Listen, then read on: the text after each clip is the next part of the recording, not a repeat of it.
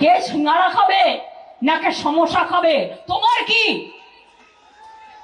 প্রত্যেকে তার নিজের শরীর বোঝে। কে জিলিপি খাবে না পোয়া খাবে, কে ধোসা খাবে নাকি ইডলি খাবে, নাকি ঠেকুয়া খাবে, না কেউ ছানার রসগোল্লা খাবে, কেউ হালুয়া খাবে না কেউ অমৃতি খাবে, এটা তাদের ঠিক করতে দাও। তুমি কেন সব ব্যাপারে নাক গলাও?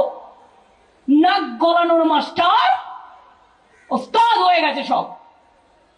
আর বড় নেতাদের থেকে তো বেশি হয়ে গেছে ছোট নেতাগুলো। আবার ওপরের নেতাগুলোকে সন্তুষ্ট করে ইডির হাত থেকে বাঁচবার জন্য, সিবিআই এর হাত থেকে বাঁচবার জন্য, এজেন্সির হাত থেকে বাঁচবার জন্য যা ইচ্ছে বলে যাচ্ছে, যা ইচ্ছে করে গেছে।